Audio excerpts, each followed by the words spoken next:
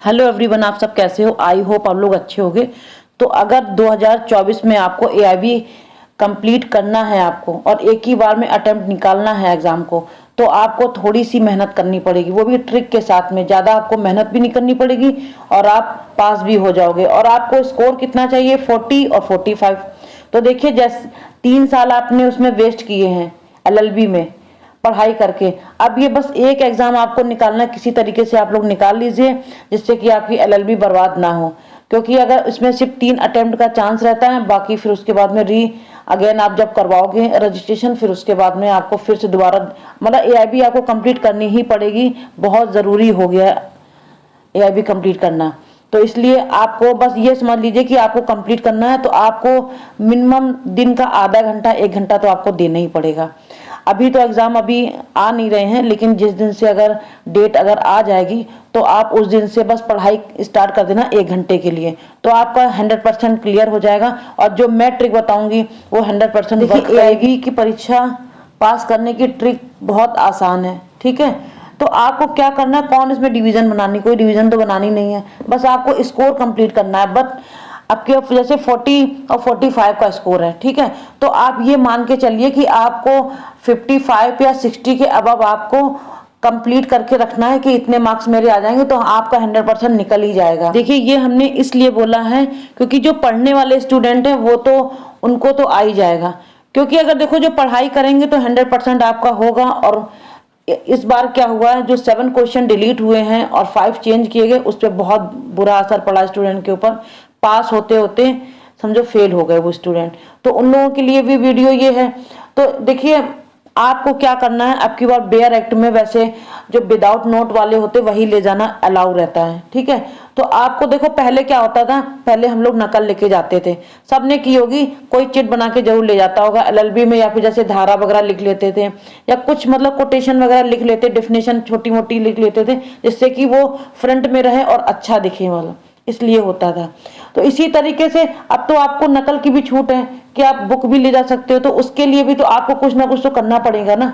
ऐसा तो है नहीं कि वो अपने आप से ही हो जाएगा। आप एग्जाम हॉल में जाओगे कि आपका पेपर अपने आप से हो जाएगा, ऐसा कुछ भी नहीं है। आपको पेपर आपको करना पड़ेगा, कोई दूसरा आपका पेपर नहीं करेगा। और ये एग्जाम में ऐसा नहीं कि आप कहीं से भी ट्रिक लगा के आप पास करवा लो, ऐसा भी कुछ नहीं है। आपको ये क्लियर करना ही होगा और आपको ही करना पड़ेगा क्लियर। तो इसके लिए आप थोड़ा सा ध्यान अगर दे लेंगे तो बहुत अच्छी बात रहेगी, नहीं तो आप समझिए।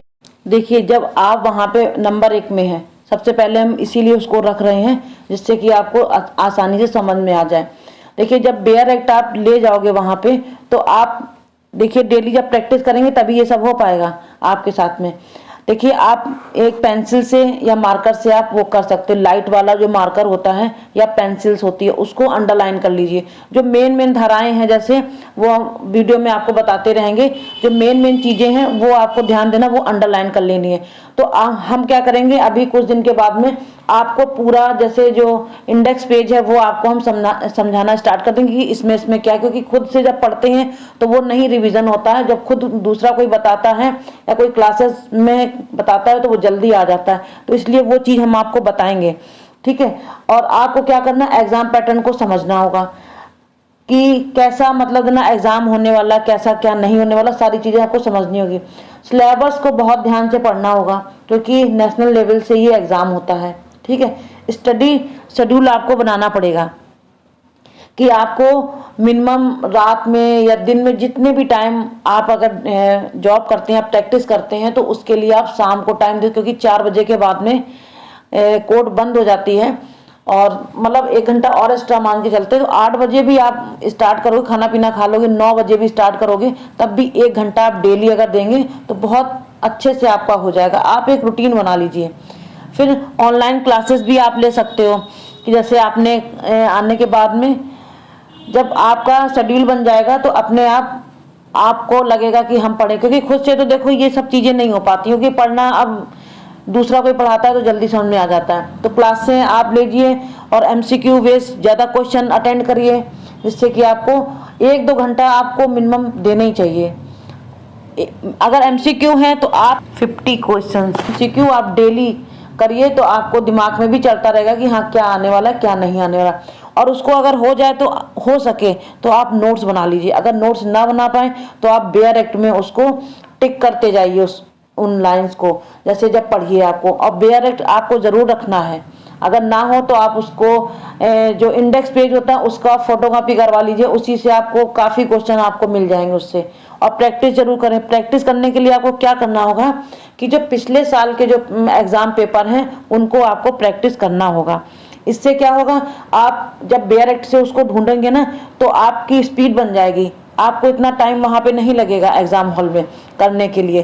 तो इसलिए हम आपको बता रहे हैं कि ये सब चीज़ें आपको समझना बहुत ज़रूरी है। देखिए वहाँ पे क्या होगा कि आपको कोई इतने मार्क्स नहीं लाने हैं कि 70 लाने, 80 लाने, 90 लाने, ऐसा कुछ भी नहीं है।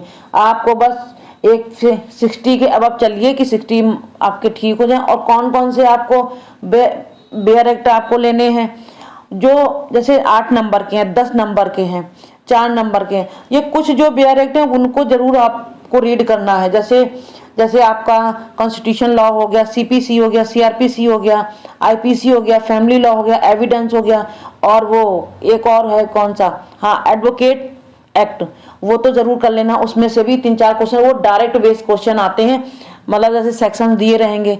तो ये सब चीजें आपको बहुत ध्यान में रखना है कि ये 4-5-6-7 शायद हैं, 6-7 उसमें जो बेयर एक्ट है वो बहुत इंपॉर्टेंट है।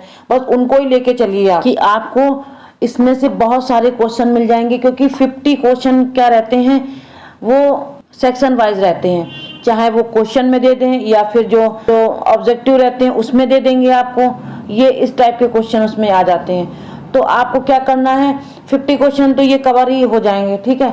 और 50 क्वेश्चन आते हैं रिपीट क्वेश्चन। तो इसीलिए मैं कह रही हूँ कि जो पिछले साल के जो पेपर हैं उनको जरूर आपको प्रैक्टिस करनी है।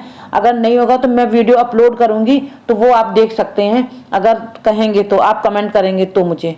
तो यही छोटी सी वीडियो थी, आपको कैसी लगी, अच्छी लगी तो मुझे लाइक करना, कमेंट करना, शेयर जरूर कर देना।